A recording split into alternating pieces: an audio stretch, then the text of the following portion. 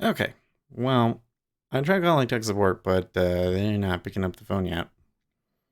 I can see the E-mini continues to sell. Um, Given that we had so much selling in it, it really didn't move that much. Um, I think that there could be a lot more upside, but it's probably not very wise to be selling right here at the bottom unless it like really, you know, unless it like really goes or something.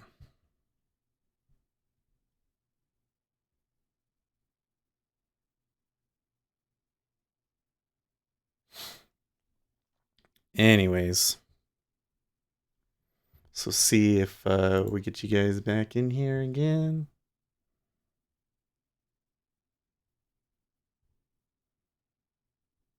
Does look like I'm live again. Cool beans. And we'll see what happens. Look at that. They're having a really hard time getting this out.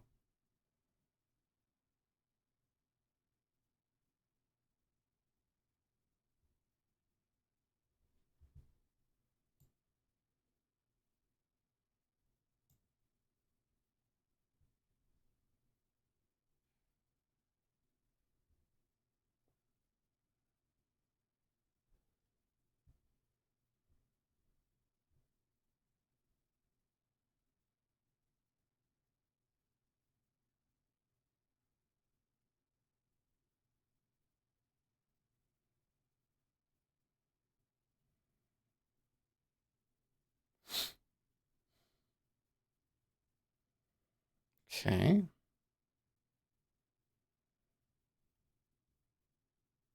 Hmm.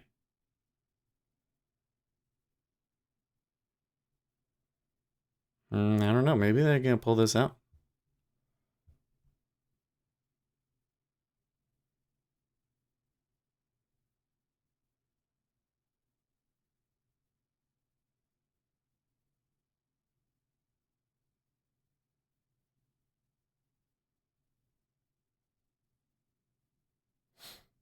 Mm-mm-mm. Okay, so you can see a few people reconnected now. So that tells me that it works. I didn't change anything. So this could just kill out again. I called into tech support and wasn't getting any kind of response. I'm guessing since it's 7:51 they might not even be in.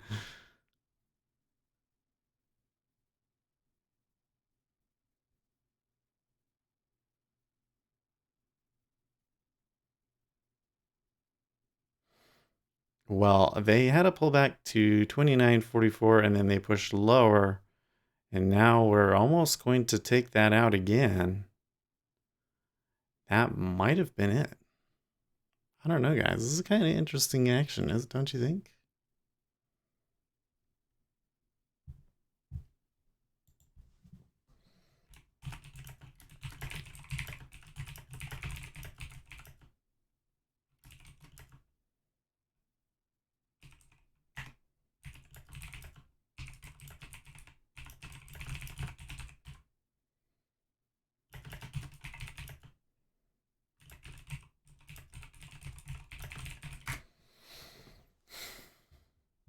We back? I think so.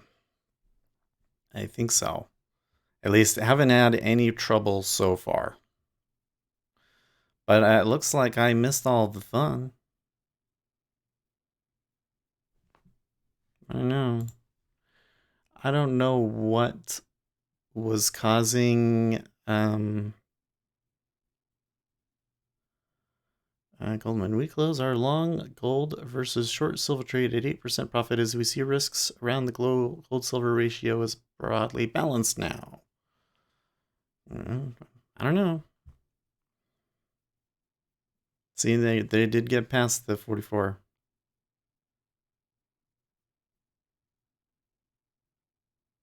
Treasuries may have crescendoed there as well, but I can't tell. because I didn't have it on when it was on there. Yeah, back to overnight high like nothing. I guess it is important to note that we were higher overnight, but I don't know. It's weird. The E mini looking like they've recovered, but uh, I don't know. That this whole move is a little odd to me because the Treasuries definitely moved up strongly, and they were kind of always wanting to go long anyways. But they're acting like it was the end of the world in the E mini, and it wasn't even close to that.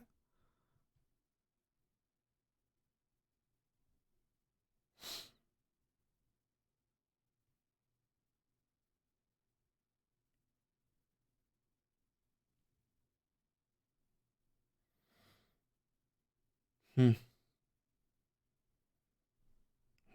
China ponders backlisting FedEx after Huawei errors, delivery errors. Well, we got some news here in 6 minutes. It's probably not a good time to take a trade, is it? What do we got coming? Consumer confidence, manufacturing index, and new home sales. Manufacturing index, we're looking for a reading of 7 versus a previous reading of 5. Consumer confidence, we're looking for 132. A new home sales, 686,000.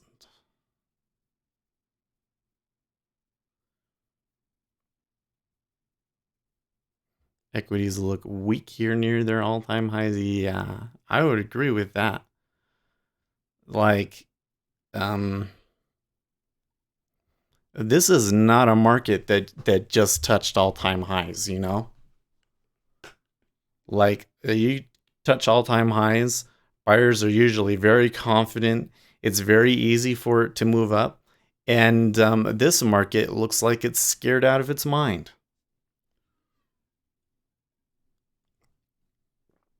It only takes just a tiny little move down. Mm, how big was it? An 8 point move down on the open, 10,000 contracts short. Treasuries completely freak out. Bonds are still biased, but selling there's not sure. More like pullback at the moment. It seems to me correlation drifting to negative. And John saying Iranophobia? Or no? Well, I don't see any no's.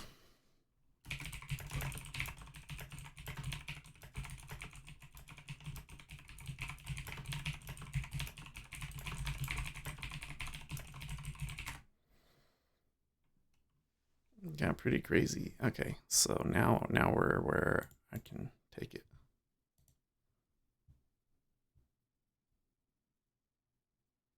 Thank you.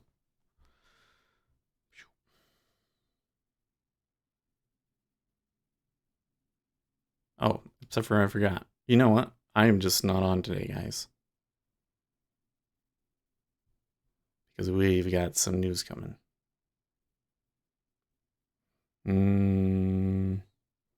Well, let's see if they pull. They might not even. These aren't significant, super significant numbers. They might not even pull for it. The treasuries might not.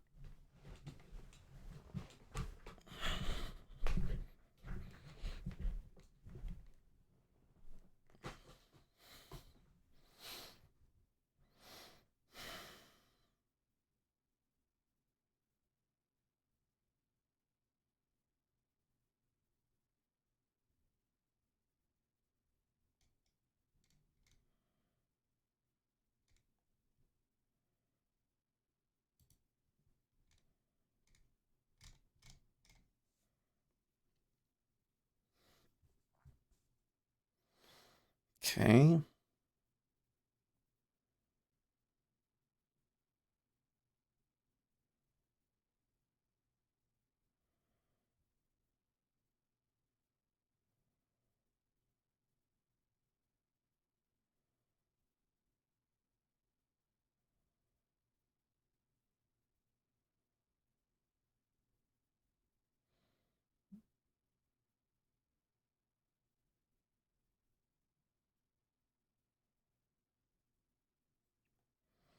Got about a minute and a half here.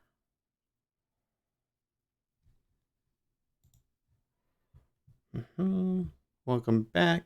Oh, I got 12 people. Welcome back, everybody. You guys are great.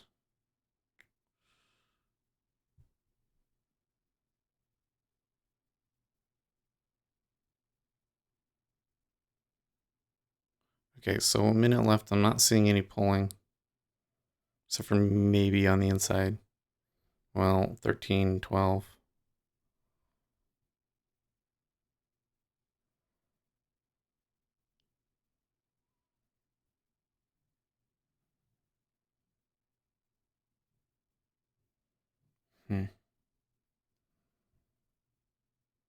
Micro futures are getting a little.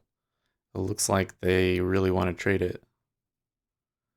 G20 expectations along the rumors of another Middle East conflict on the ongoing China-US trade war, all compounding to suggest risk off is a safer position to be in. They pulled a few minutes earlier in ZB. It wasn't all that much though.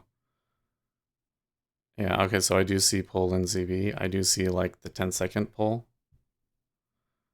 I think I can keep this, but have a close stop. I think it's okay.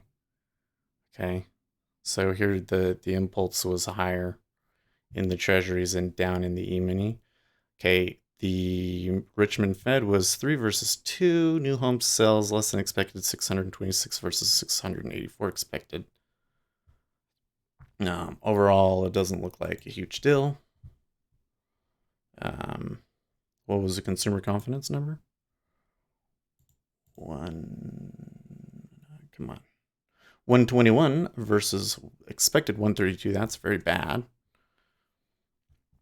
Probably what caused that initial impulse. The treasuries are definitely buying that. But will equities sell here? So far, they're not doing it.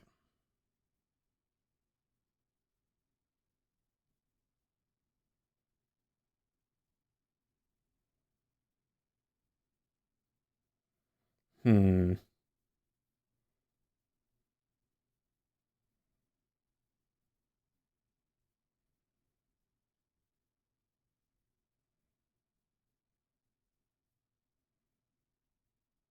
Look at the treasuries want it. They were getting some real action here. Look at that. Treasuries want that.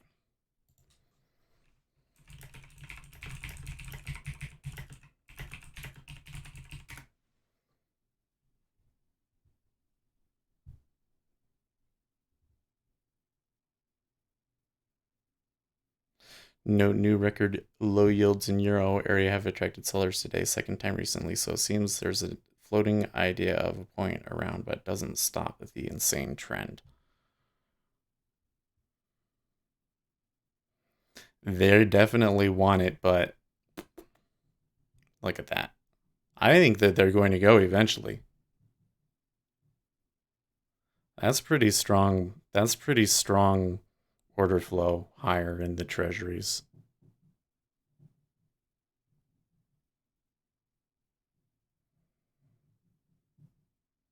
Weak offer at 05 half, probably an iceberg there, but wonder if we'll see a level break set up here at 05 half. Yeah, there's an iceberg. Well, that was only 2000. Okay, so they didn't even do the level break. He had to insist on taking the bid there.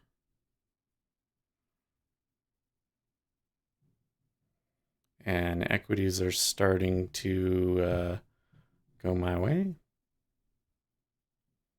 So I like that.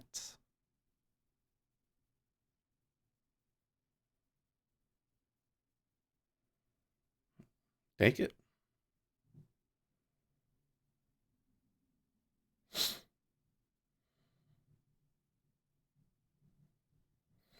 Oh, I misread. The Richmond Manufacturing Index was 3 versus a forecast 7 and a previous of 5.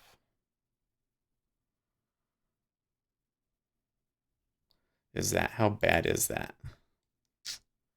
It's not the worst miss in the world, but it's pretty bad.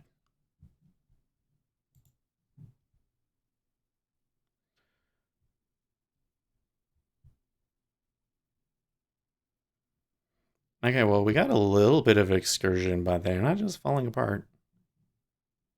And Treasuries backed off a bit there.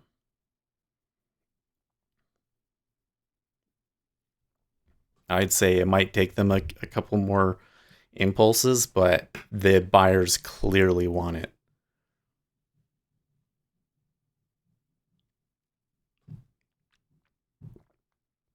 It's very obvious that they want to buy it and they're being forced into market orders to do it.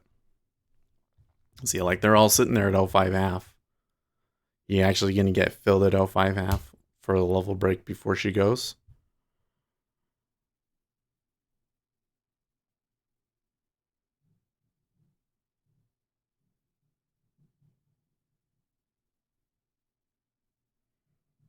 Do it.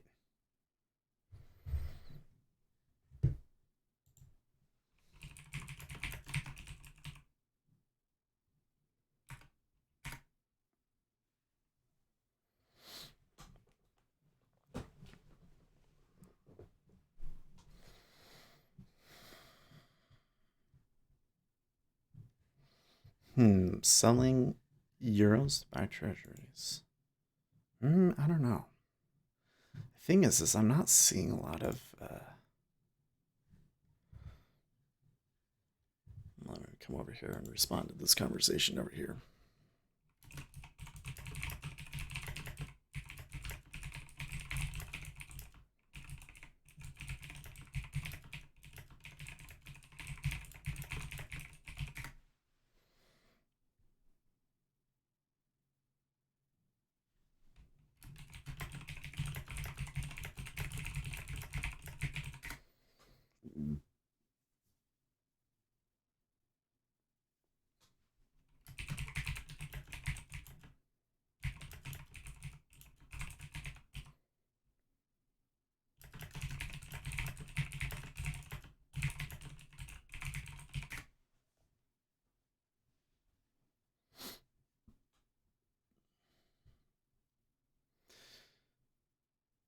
To keep MES from getting crazy out of sync with ES.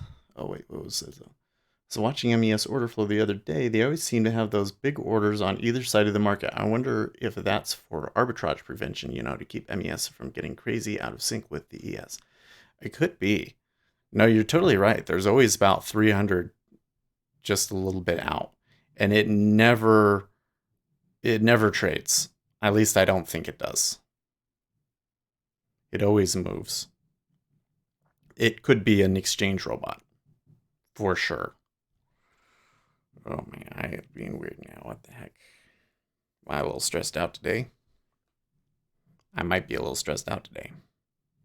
That is an indication that I might be stressed. I don't feel stressed out. I feel well, I don't feel relaxed, but I feel positive. I think this trade is going to work out. Everything seems to be working in my favor. They did take a new high, 06 half in the 10-year, but it's only just kind of barely. Oh, was that actually a new high? Yeah, it was a new high. Okay. Now they're really starting to take it. Oh, look at that iceberg, 06 half. Oh, and they just plow right through it. Oh, this could be the real deal, folks.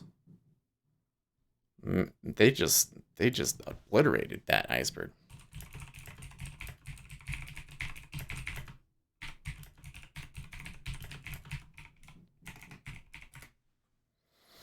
Bunny, it sounds like it is just having the time of its life upstairs. I don't know if you guys can hear that, but she is really going at that piece of plastic up there.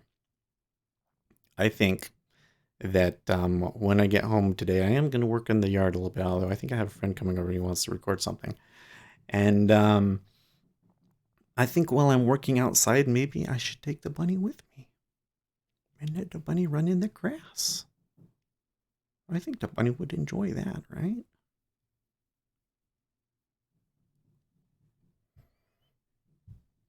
Well, the thing is that if we really fall apart here, that 29.35 from the 20th is totally a possibility. That came 2 ticks within my first target.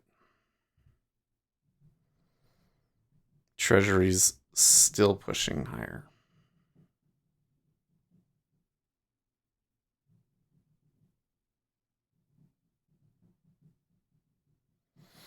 My wife had a bunny when she was a kid that used to go out in the yard with her. Legit hawk took that bitch. Oh, that's so sad. Oh no. I have seen from time to time a hawk outside. Not lately, not this year. But in years past, I have seen hawks in this area. So maybe I should be careful.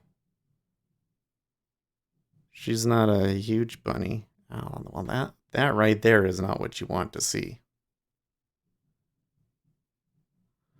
I'm starting to see level 2 interest increase in the equities. Well, they're fighting around my price. They take cats and small dogs around here too. Holy crap. I can't imagine a hawk killing your cat. Jeez. Jeez. Like so do you know a person that their cat got killed by a hawk? Like in front of their eyes? Or like is there like video of that somewhere? I don't know if I want to watch video of that. It sounds like something that you'd see on Live Leaks. I wonder this right here looks like a significant pullback in the 10-year.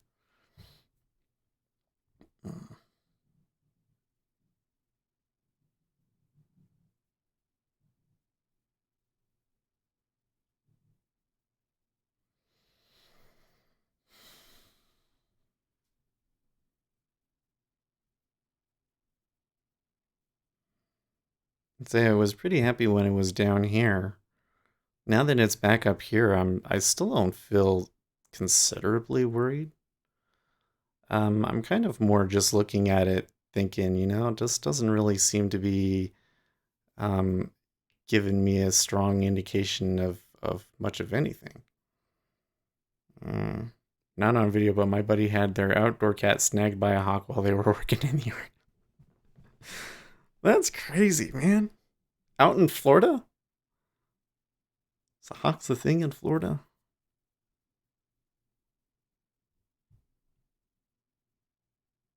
So I have, oh man. So there's this the lady that I got my second bird from.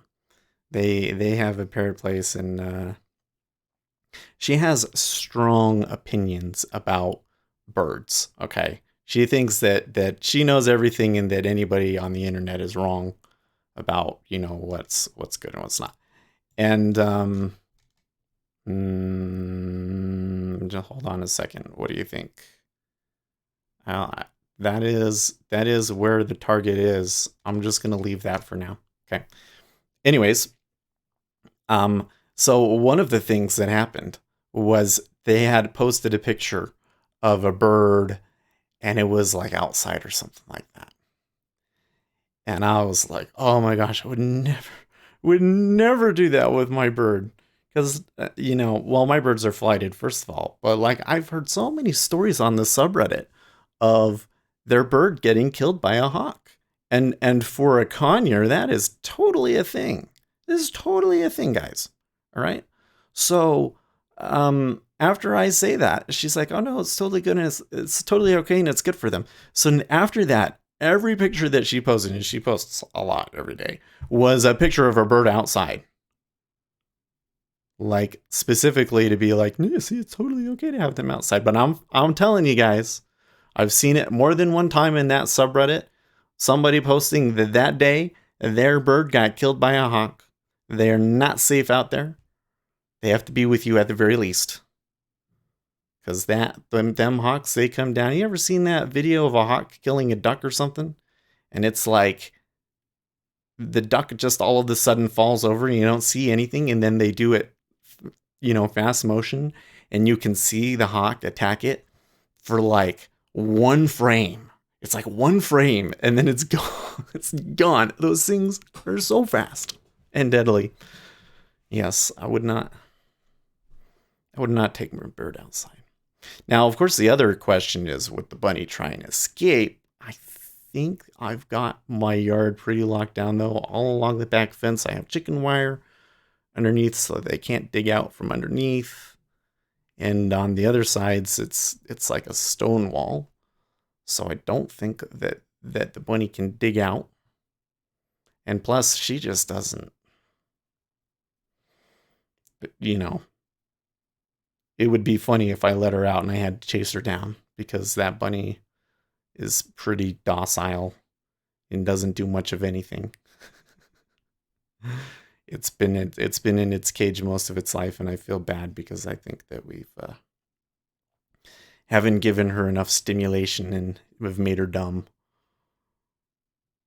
Hmm.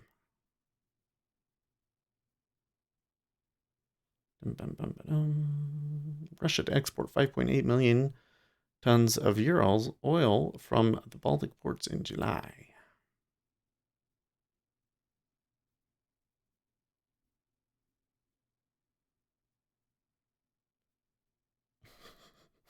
Jim Uriel. This is serious, guys. You see, I bought my dream house a couple years back for $8 million, and now I'm having a tough time paying for it. I'm trying to drum up support for a bill entitled Mortgage Forgiveness for Jim. I wouldn't ask for your support, but it was my dream house, you feel me?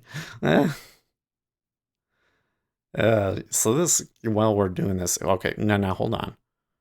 Remember, now I'm remembering that when things are going well, I need to focus, right?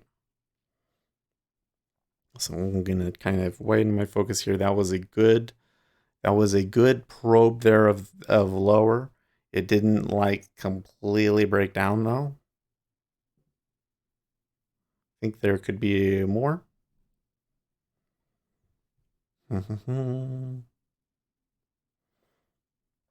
So anyways,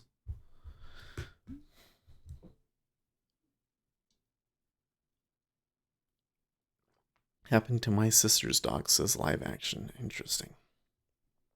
Do it. Sell it. Thank you. Well, that was anticlimactic, so there may be more in it, but that's also not necessarily a positive sign. We could just keep this. We could just swing it all day, perhaps.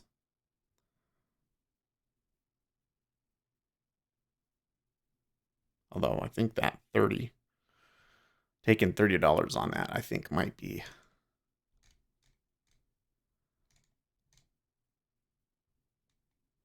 I would be okay with that. So the one thing that concerns me that I'm noticing at the moment is that the cumulative delta on that move down was not significantly lower. John saying price stalled at 156.17 on the most recent test.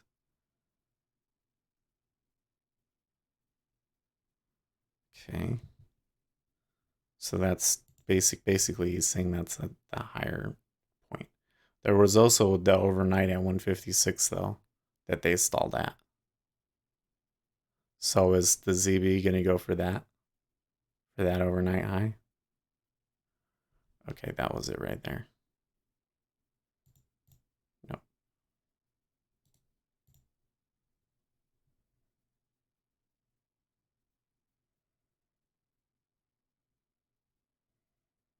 Four more, please.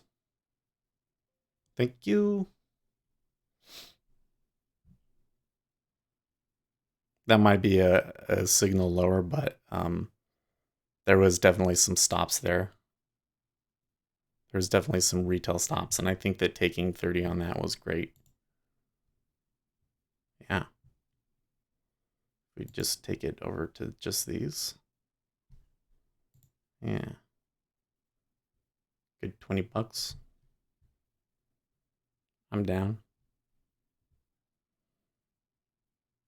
It's crazy. I'm all thinking like, hey, I could just hold this, and then I got a little bit of a stop run and I took the profit. Well, Apparently, coyotes are starting to make moves into our area too. Personally, I'd be fine seeing a coyote in my yard with our 350 pounds of dogs. You have big dogs, huh? I was referring to the level shown on the screenshot above the post. Okay.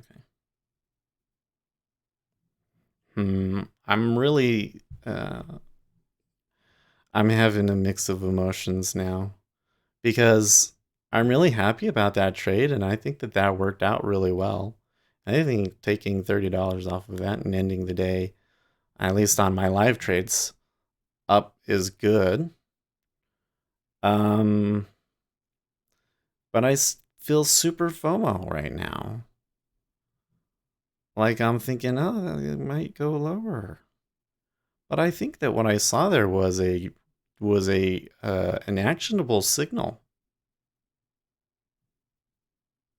An actionable signal. Lucas says you should kill them. They're becoming a problem. My dogs would do it. What kind of dogs do you have again? I know that out in California they are a problem.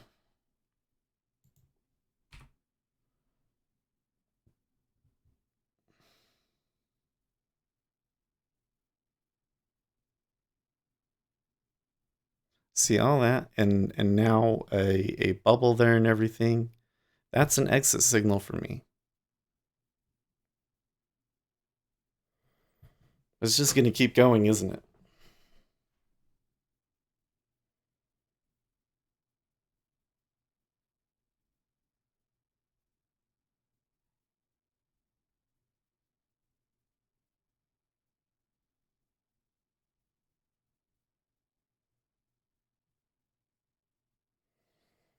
Oh, that's right, a husky. One husky and a husky German Shepherd Golden Retriever mix. I tell you, I want so I have two. Hold on, I don't think I'm gonna take another trade. Well, uh, guys, I'm having issues. I think the fact that I'm having issues says that I should stop. Because I'm sitting here like, well, I'm working from home. I could maybe take another short and try and hold it all day. But I'm looking at this and I'm like, well, it looks really negative, but it hasn't moved that far. And if this is really what's going on, we're going to get plenty of other short opportunities. So I don't think that there's any reason for me to be feeling as FOMO as we are. But I really want to, I really just want to short the fuck out of this thing. I don't know why. Maybe because I've just been sitting now for the past 2 weeks being like, well, equities are too high. Equities are too high. Equities are too, and now they're finally selling. They might go for that 35. I should have held it for the full target. Oh well. Okay, so hold on a second.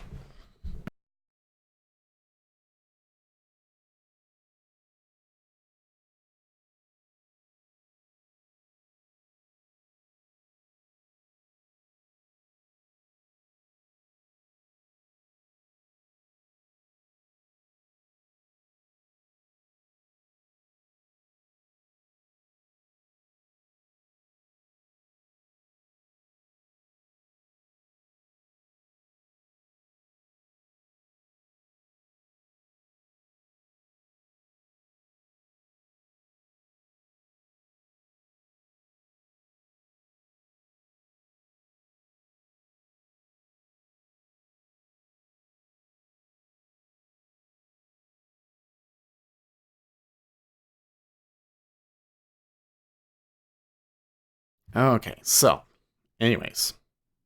So I have Yorkies, right? Here we go.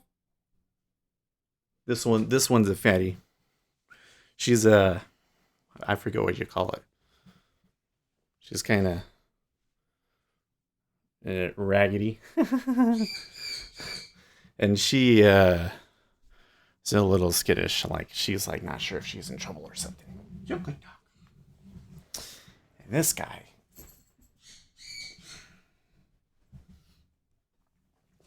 he's a little. He likes to. No, I have dogs. There you go. You have cats. There you go.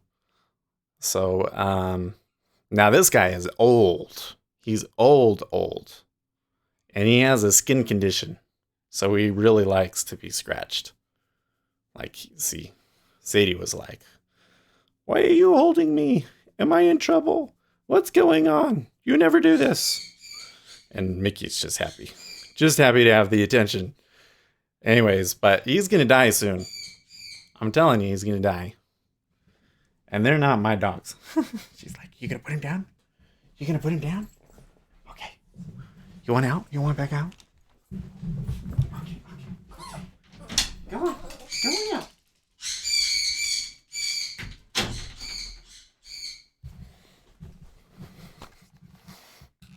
So, anyways, he's old. He's going to die soon.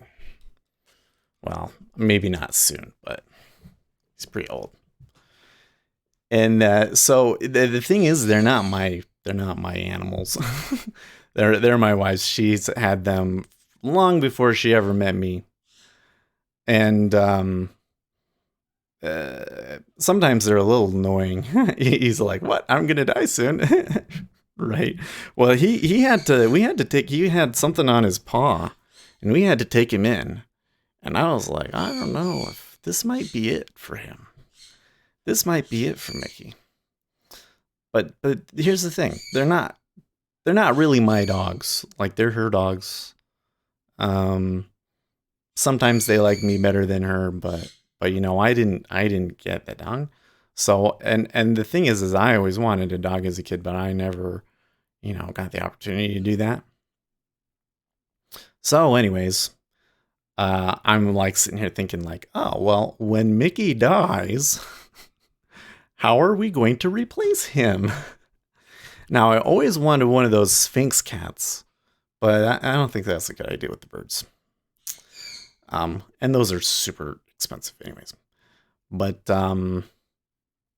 so then I came across a husky Pomeranian mix, a Pomsky. And oh my gosh, they are so cute. I think, I mean, I found a couple of breeders and like I added them on Facebook, and next time they have puppies, maybe I'll go down there and see them and show them to my wife to see if she likes their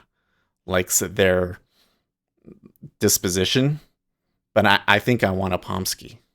So it's interesting that you have huge huskies. I could probably, I mean, I don't have a huge yard, but I have a decently enough sized yard that I could get a big dog. She always wanted a Rottweiler. She wants a Rottweiler. Okay, so what were we saying here? Wrong. Entries are so important for traders because they have small account, and for growth, we all need it, and I believe we should take less trades. I agree with that, Wrong. 100%. We should take less trades. I took 3 trades in the E-mini today. That was too many. That was too many.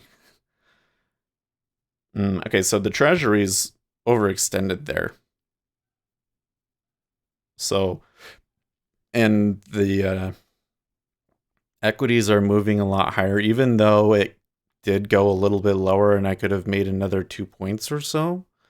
I think that signal that I got that kind of panicked me and got me out was a good signal. I think next time that I see that in the E-mini, I'm going to keep an eye on it and see if it goes for another move.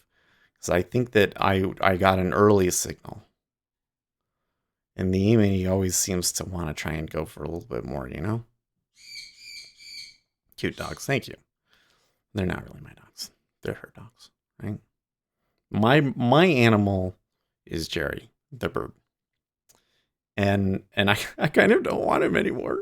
Oh, I feel like such a bad person saying that. But, like, he's so effing noisy. So, like, we've been gone for a week, so my mom's been coming over and feeding him, and they haven't been putting him to sleep. And so now, they've been waking up early in the morning. Like, when it gets light, they wake up. And so I wake up every morning, and he's squawking. Normally, he would be quiet while I'm eating, but no, he's squawking, waking everybody up. He's squawking now the whole time I'm streaming. And then I want to, like, record videos at night or, like, during the Saturday afternoon or something like that. And that's really hard to do when you have this bird squawking 24/7. Now I could maybe move him downstairs. Maybe I'll put them both in the smaller cage and take the smaller cage downstairs for a day and see if we can hear them when they're all the way down in the basement on the other side of the house. But man, they're really loud. And I've realized that a bird is probably the worst pet you could have if you stream. But there's no way I could ever get rid of him. No way. That bird, he is going to be with me until the day he dies. And we got him, he was born in 2008. So he's only 11 years old and they live to be like 30. So he's still got a long life ahead of him. And I would never have the heart to rehome him. It would have to be somebody, well, my ex has always been like, if you ever want to if you get rid of him, come to me first and I'll take him or something. I don't know if she could actually take him, but sometimes I'm tempted. Sometimes I'm like, well, if you could take him off my hands so that it could be quiet around here. No, I would never do that.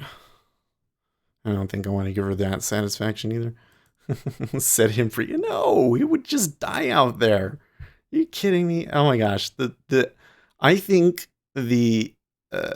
well, I never had a pet as a kid. You gotta understand. I never had a pet as a kid.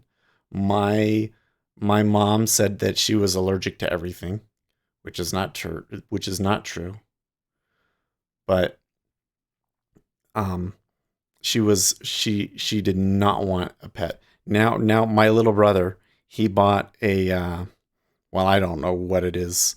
It's like some sort of Maltese poodle mix sort of a thing, but I think that they actually bought her and later realized that she was a different breed than what she was told. But it's a white dog, poodle hair, really long, and she is adorable. If you look at my Facebook, I have her in my Facebook picture, and now my little brother moved in with my parents, and then he got divorced or whatever, and he ended up with the dog because she ran off to Florida, and that was a mess. And and then he's off to Denver, and so now she's my parents' dogs, I think. I don't know if he ever moves off into his old place if he'll take the dog. I think that my parents might keep her. She's great. She's a great dog too. She likes to look at you. She'll sit and she'll just stare right in your face. But she's nice. And she just only ever wants to play all day.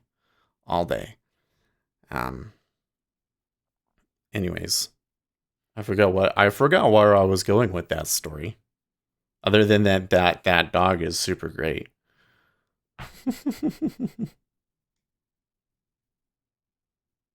Still on the road but listening. Oh, okay. Yeah, were you listening earlier when we were having all them issues? Because I had. Oh, you said set him free. Yeah, so like, I haven't had a lot of animals because my mom would never get a dog. Now she has a dog because she got it from my dad, and I think that they've fallen in love with it. But she would refuse to get any pets. So, Jerry is really like my first pet. There was a parakeet before that, but Jerry's like really my first pet. And after Jerry, we started getting him parakeets. So there was like one parakeet I named after Tiesto, and then there was a blue one, but then there was Noel the parakeet.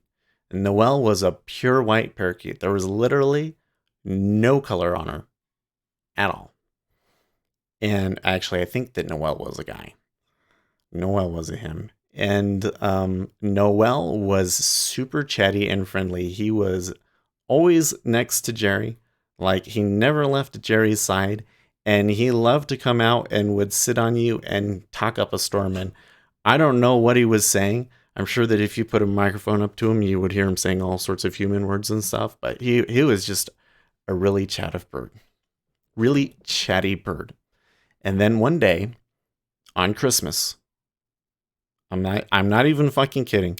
It was Christmas, and True Grit was in theaters, and we were in a rush. So I opened the door to leave to go out and get in the car, and Noelle was not in the cage, and the Noelle just bolted right out through that open door, and I stepped out the door, and I watched him fly over the next set of roof, and that was it. And I walked around the neighborhood for a few hours trying to find that bird. And it was the winter, right? Like, I don't think a parakeet can survive in that kind of cold. Like, she probably didn't make it more than he probably didn't make it more than 10 minutes. Um, but I have no clue where he went. And I don't think I had ever been more sad about a pet. More sad about a pet. The thought of any of my birds escaping the house and flying off absolutely terrifies me. And I know there are tropical birds, they would not do very well out there. Jerry might do okay in the summer, but or like in the spring, but no, I don't think that they would do very well. Yeah, there's no way.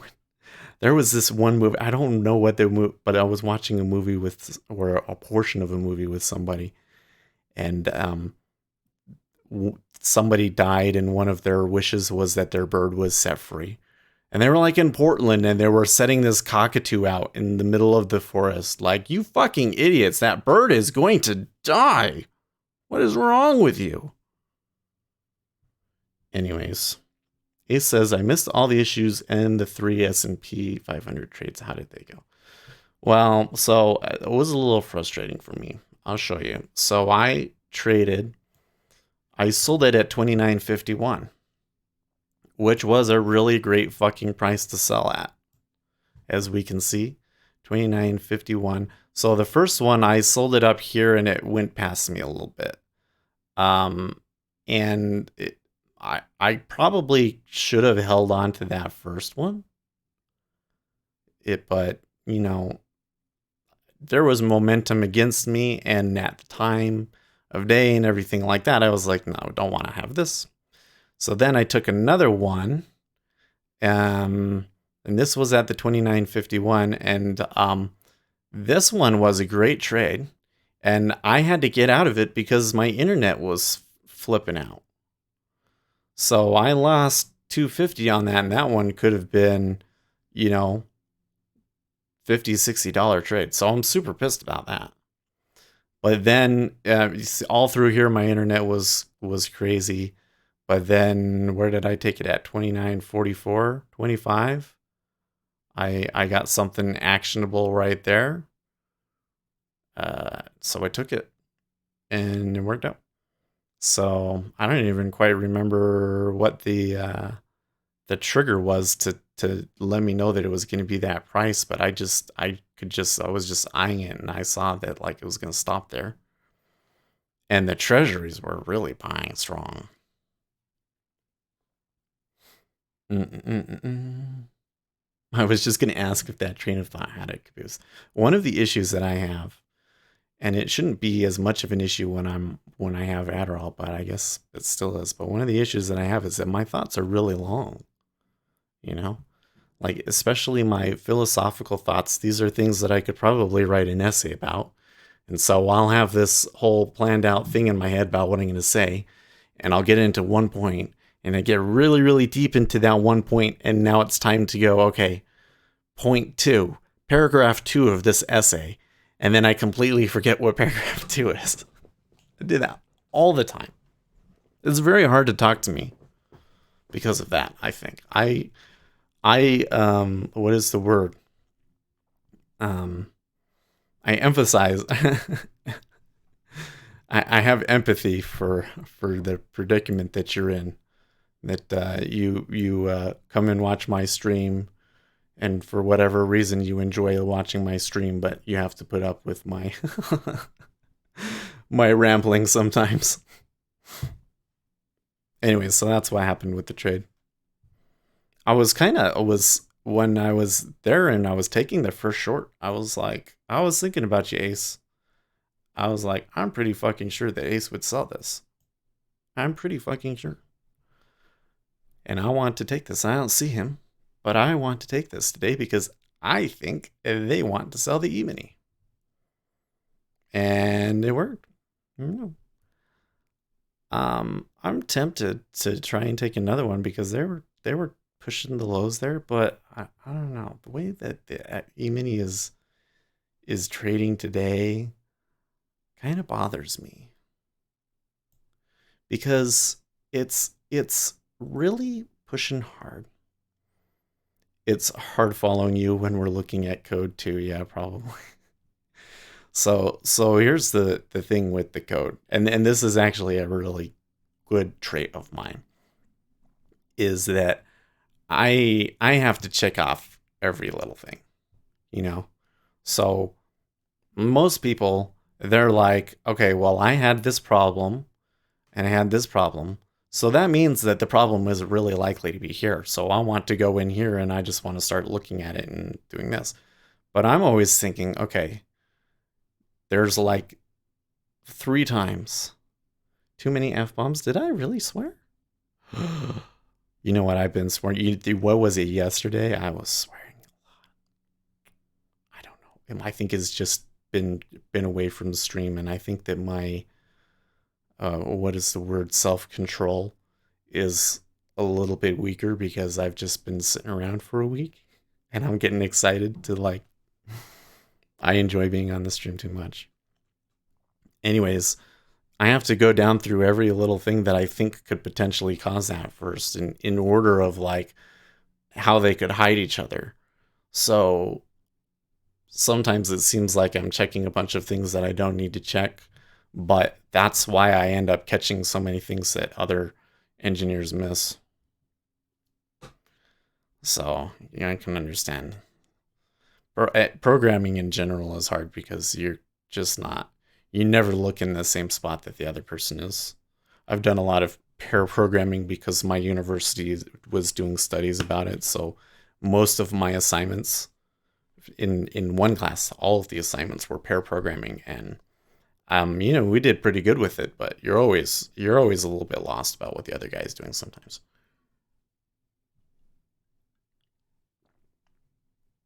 I always just paid attention when they were writing or they said something to double check it and confirm it and catch all of the little syntactical mistakes because you always make so many syntax mistakes, right? And having somebody else look at it for some reason when they're not writing it, they see them all. So yeah.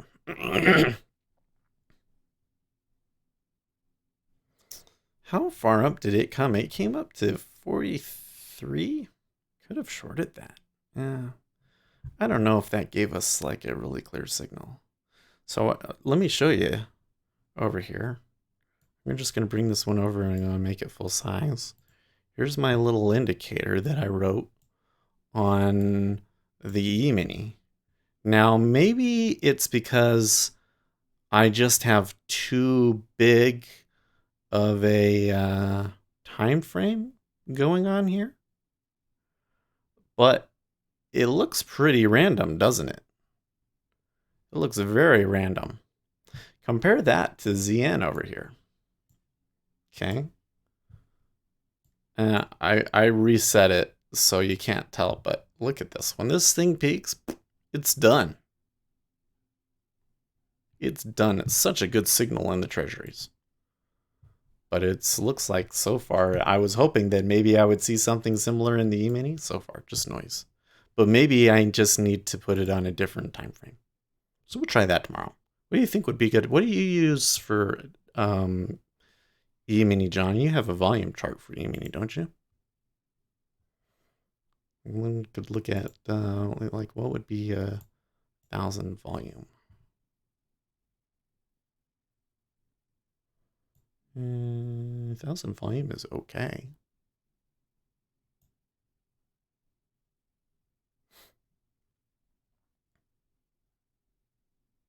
I keep reading John's, like looking over to see if there are new comments, and keep seeing John's comment that there's too many F bombs. I'm like, oh, I'm so bad.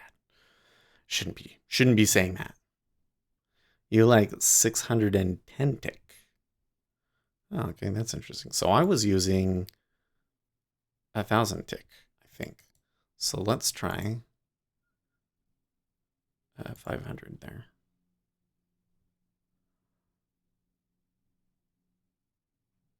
It's not what I was using before, was it? I don't think it was. Here, I'm gonna close it and open it back up and not save the workspace. No. So that I can see. Confirm.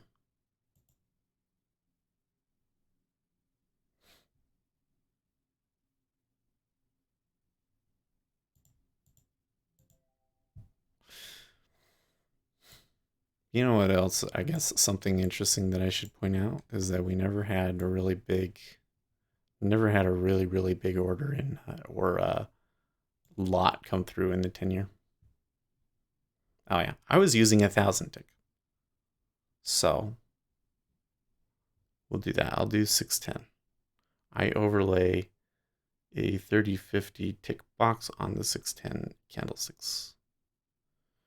President Trump says any attack by Iran on anything American will be met with great and overwhelming force.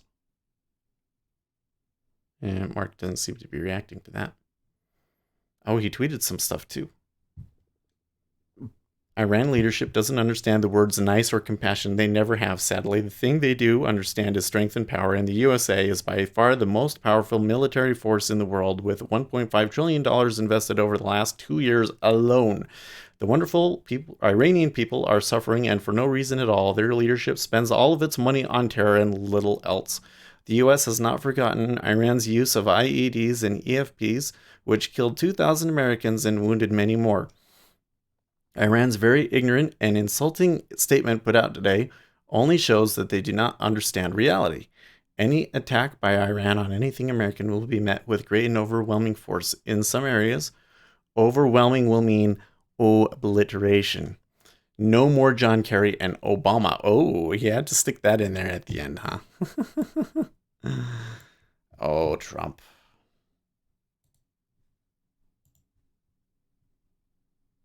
So let's do 610. So I'm going to do 610. And I'm going to add my indicator back in here. See what we get from that. So I really think that the problem with that one is that I just have too big of a time frame.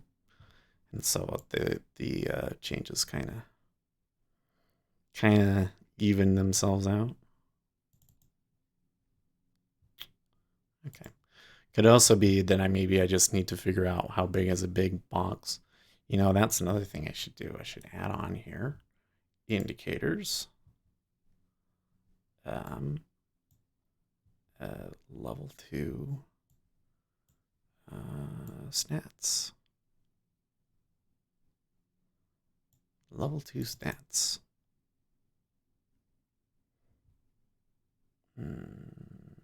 Yes. Okay. Oops, and I do need to do one more thing. I need to get rid of the titles on these. That's so annoying. I wish that that NinjaTrader didn't do that. I wish that by default it just didn't even show that, or if there was a property to just by default not show them, you know. Okay, there we go. All right, let's let that run for a little bit.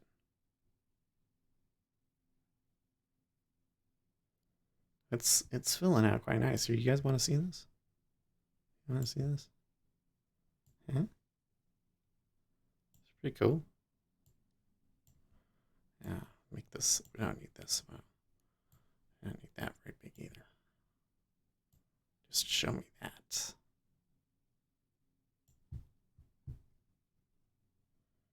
So there's a couple of them that are 250 lots. Wrong says, wow.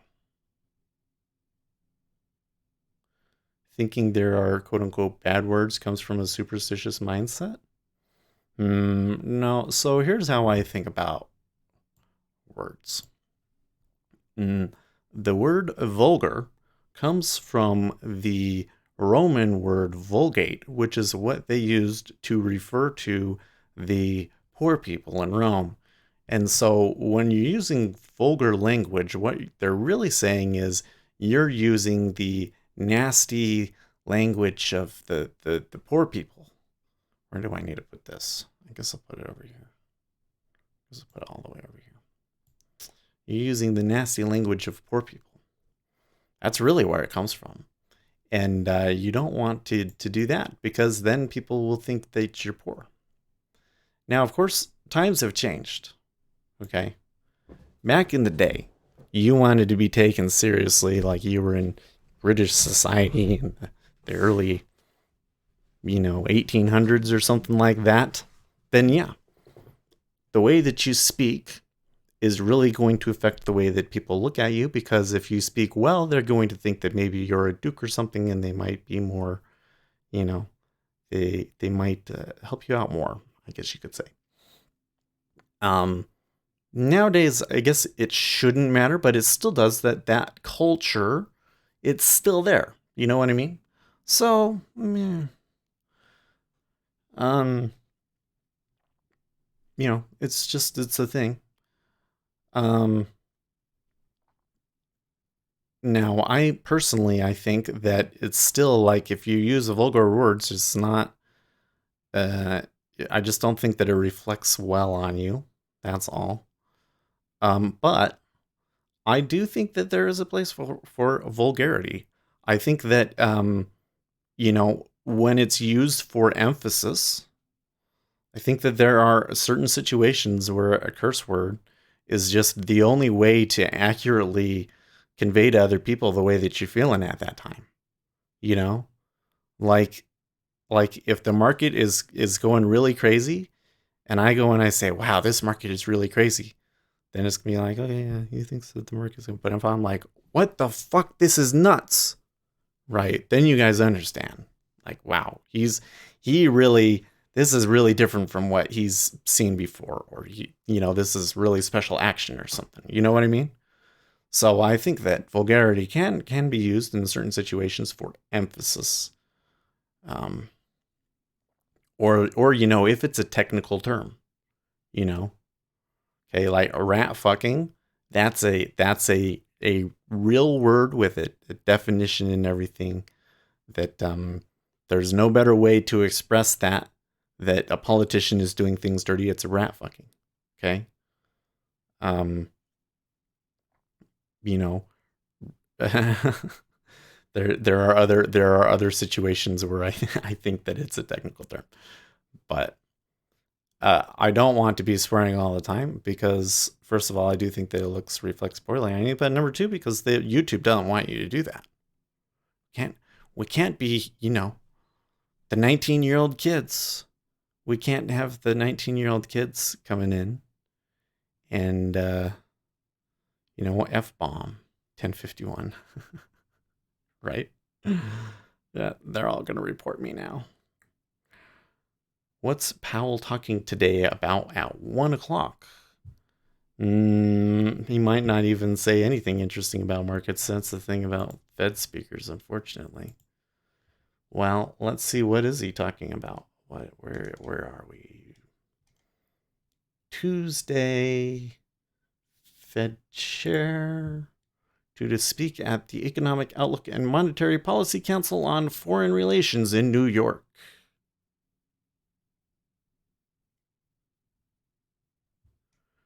Okay, so I'm just going to copy and paste that to him.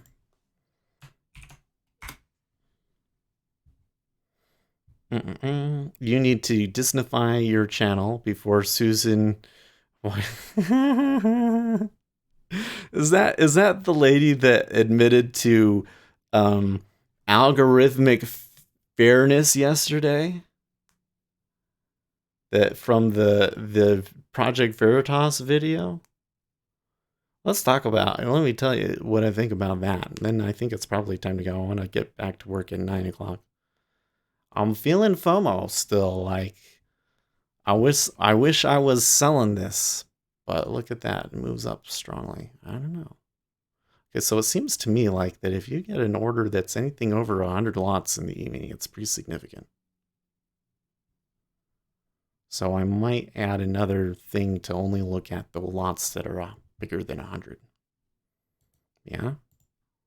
Let's add that.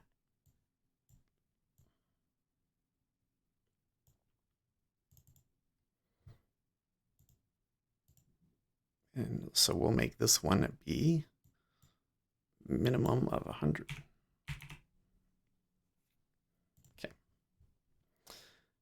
So anyways, it just, so in case you haven't watched it, Project Veritas put a video out yesterday where a Google insider accuses Google of, you know, basically they're not just a content provider. They're not just like the town square anymore. They're editorializing and choosing what gets shown and what doesn't. And there are changes that they've made into their algorithms to enforce what they call algorithmic fairness. So, like if you search for picture of president, and most presidents are men, the algorithm knows this, and so it still finds women so that it looks like 50-50. And of course, this is something that Google has denied in the past that they're doing, but now this guy says that they're doing it, and they have the lady on tape who is in charge of this sort of thing, explaining how it works and admitting to it and everything. So this is a big fucking deal. I'm not seeing a ton of it. There you go. So I used the technical term right there. It's a big fucking deal. Okay, that's a technical term. Okay, it's a big deal, and there's probably going to be a lot of fallout from this, even though you're not seeing a lot about it in the media yet. And Izzy says it's hilarious. I think it is a little funny that this is all coming out against them now. I think it's going to hurt them. Anyways, but I don't think that people have really realized quite what's going on here. Because here's what's really going on. We have given the algorithms too much power over our lives. They literally control, they influence what we think in a way that nothing else can. That's really scary, guys. And there should be a moral discussion about what is and is not okay to put into an algorithm. Like, I think that everybody agrees that if something is truly popular, that's what you should show people. Yeah. I mean, that is the one fair way that I think that we've come up with that, can show us that is a useful way for us to hierarchy things, Do it on stream, bring up a Google search window and try. No, I don't want my stream to get. No, I'm just kidding. You go watch the video. You do it on the video, you can see it's Project Veritas. They tried to submit it to Reddit, and their Reddit account was banned, which is really interesting because it just got banned out of nowhere for not doing anything. That's kind of weird. Although Reddit doesn't seem to like it when you post your own content. Like, I posted one of my videos to r/investing, and they banned me from r/investing. Not even kidding. So if you when I put out a good video, if you want to submit it to r/investing for me, I'd really appreciate it. Anyways, I digress. Most people, I think, can agree that popularity is one way to do it. And I think that we all have to agree that there needs to be filters in place so that people can't fake popularity, so that they can't manipulate the algorithm. One of the ways that this was done on Dig was that you had to get it from a wide variety of people. It had a hierarchy of all the people in their different networks, and it knew who talked to who. And so you needed to have people from very different groups both upvote something in order for it to come to the front page. That was a very good system. I don't think that anything ever worked quite as well as the Dig algorithm. That's probably okay too. But then you get into other things like should the algorithm try to enforce, fairness? If somebody belongs to a disadvantaged group, should their content be more likely to come to the top because otherwise there's not a lot of content from that particular group or whatever the thing is, right? This is a serious philosophical, moral discussion. And we're talking about something that affects everybody, that has an incredible amount of influence on our society. And this decision, this discussion, is basically taking place and is controlled by one woman. Can you believe that? Think about that for a second. One of the most important decisions we can make in our society. What should the algorithms be? What is fair? What is good for society? What is bad for society? I really think that social media is kind of causing people to, get agitated about things that aren't actually a big deal. It's distorting their sense of reality.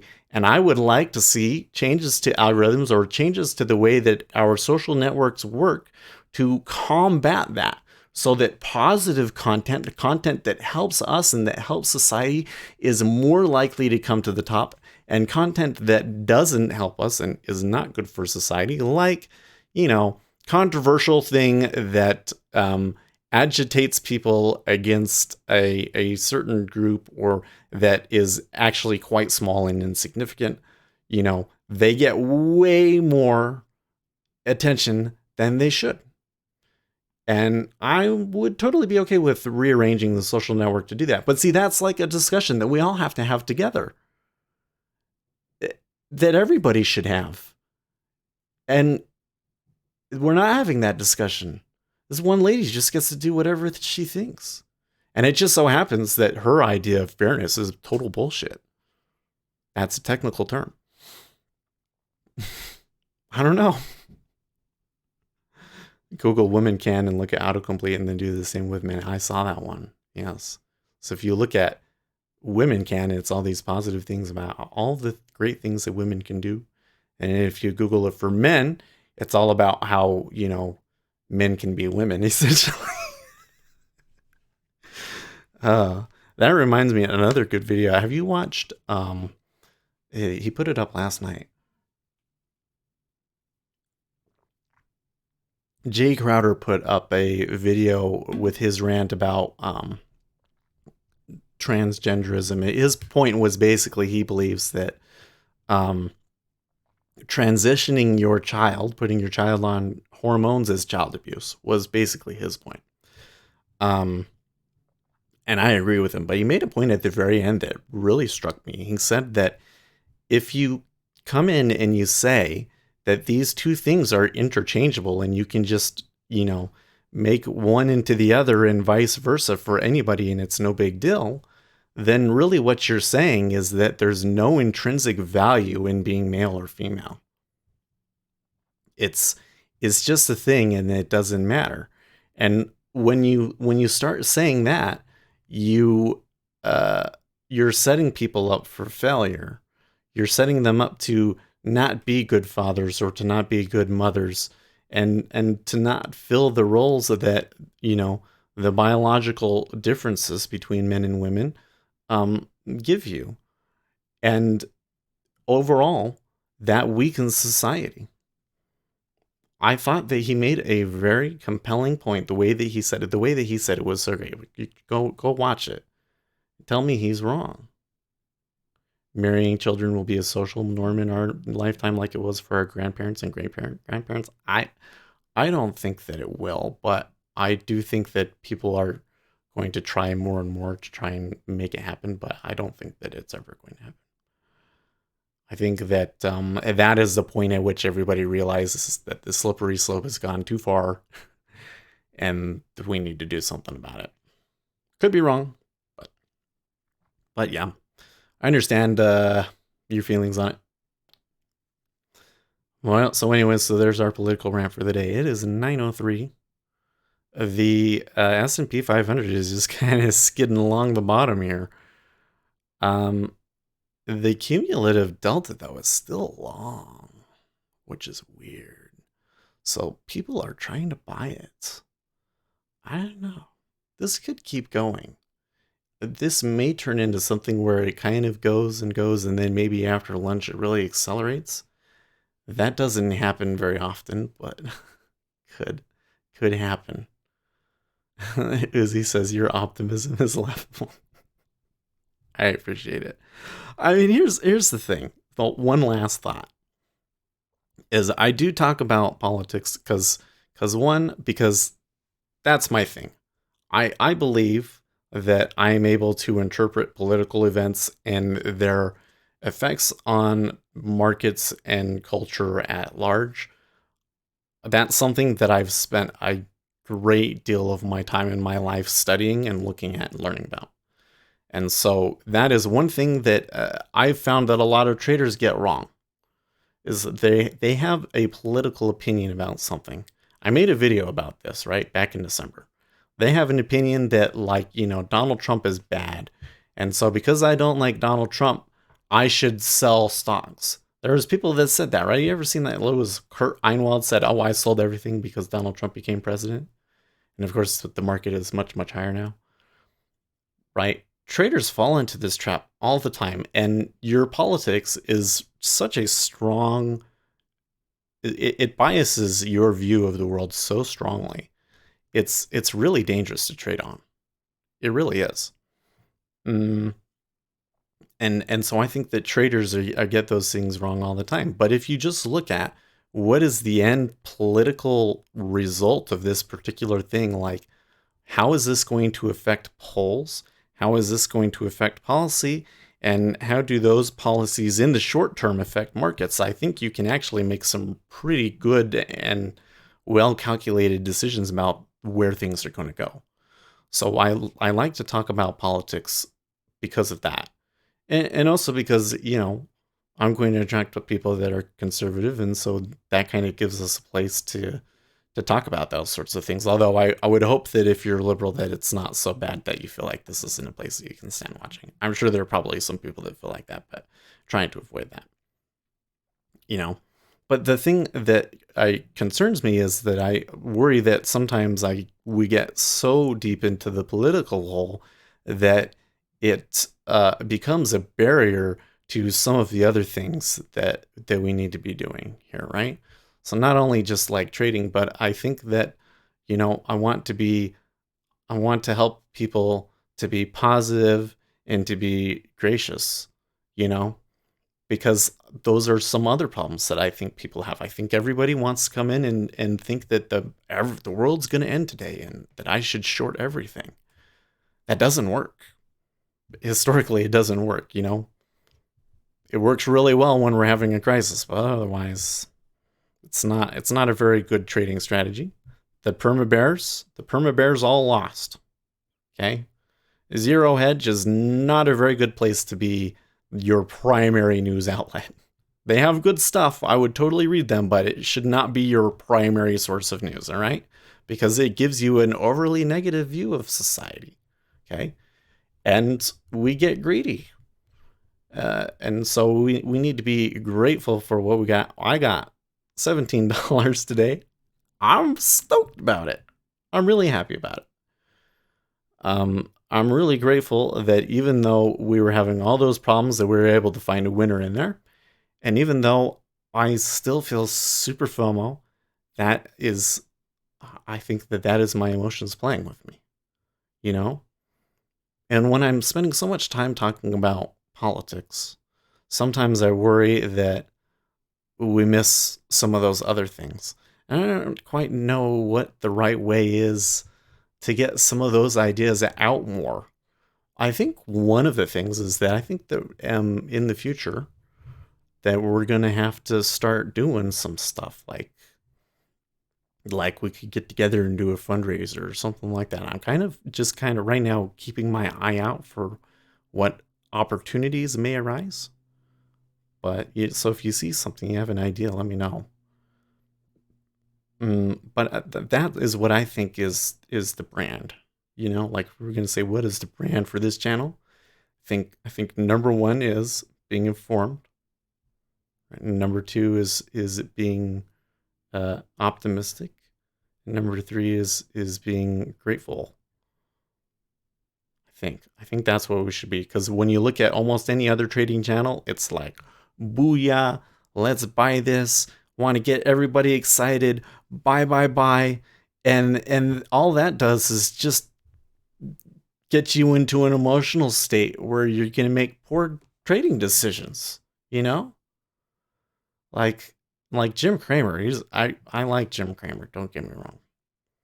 I don't totally buy into this whole thing that like he's not a very good analyst, because you're not supposed to go and buy every stock that he mentions.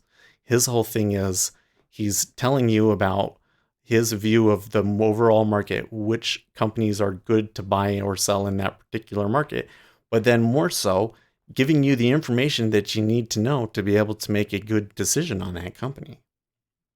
Right? So that's good. And because we're talking about investors, his whole thing gets people excited, like that's a good thing. But when you're day trading, I don't think it's a good thing. I think that it's good to be calm, positive, um, be able to control our, or at least be aware of our state.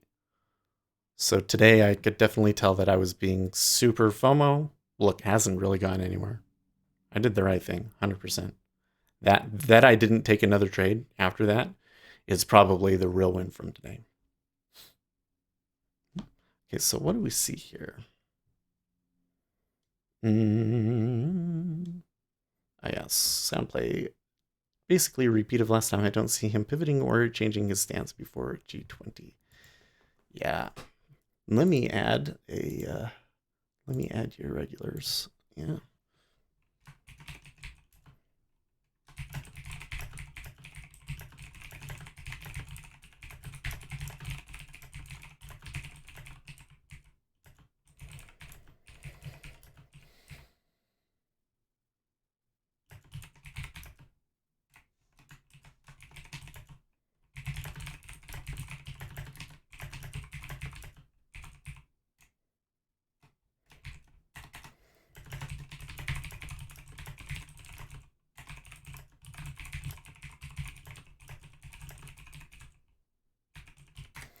Ding ding ding. Okay. So there's that. What is Lucas saying here today? Ace, can you talk to your CMA guy so he can give us a trend tomorrow? A clean cut trend, not this choppy one. I agree, Lucas. Well, I think that we need to talk. I think we need to go higher up the chain. I think that we need to go and talk to God and see if there's any way that he can just make the summer go a little bit faster. All right. So I'm going to sign off now. Like I said, if you guys have programming questions, put them, you can either message me on Discord or put them in the programming channel on our Discord. Because I'm going to have a little bit of time in between things building and stuff to be able to look at stuff, and I'm home, so I can look at that. So now would be a really good time to do that sort of stuff. He says that his guys at the CME are all on vacation. Oh, that's what it is. Are you on vacation today, Ace? You said you were on the road, so yes. And by the way, here just before I go, the 10-year is stuck in a zipper again, so there seems to be a little bit of fighting around here. We might have a reversal. I'm not sure. I guess it depends on what the E-mini does, but that's something I would keep an eye on there. By the way, did this ever tell us anything in the E-mini? Well, it looks like that when we get outsized number of orders coming out, that it's because the E-mini moved a lot. When I'm not seeing any going in, that's often where it turns around, so that's a good thing to know. It says just a weird schedule for a bit. Yeah, I got you. Okay, so anyways, I think that's all it. Make sure you give the video a like and subscribe and hit the bell icon if you haven't, because that will help you to know when we're going live and find us a lot faster. Please, if you could scroll down right now and leave a comment on the video, that helps. Oh my gosh, I was watching it yesterday and I told my wife to post, go and read mine. She was joking, so it's supposed to be a funny joke. It might not seem like a funny comment, but she commented on my video yesterday, and I was just watching the Google Analytics, and it went up, like right as she posted because of that comment, and then all of a sudden it was like that video was trending higher and getting more recommendations. So every comment that you guys make on the videos makes a big difference, and not only that, but it's a lot easier for us to go back and see what the market is doing. So I'm gonna scroll down right now. Oops, I have to do it from here. I have to go YouTube. Speculator Seth. So I was doing it from the dashboard. Now I can hear myself. I'm going to show you how you do it. You scroll down. Oh, look, and here's the comments. I'm going to say, odd day. Markets seemed really scared, but the E-mini just ended up being choppy. So if you can go in and, leave a reply to that, I would appreciate it a lot. And I appreciate everything that you guys do. And just even coming in is great and more than enough. So thank you very much. I will see you guys tomorrow. In the meantime, stay profitable.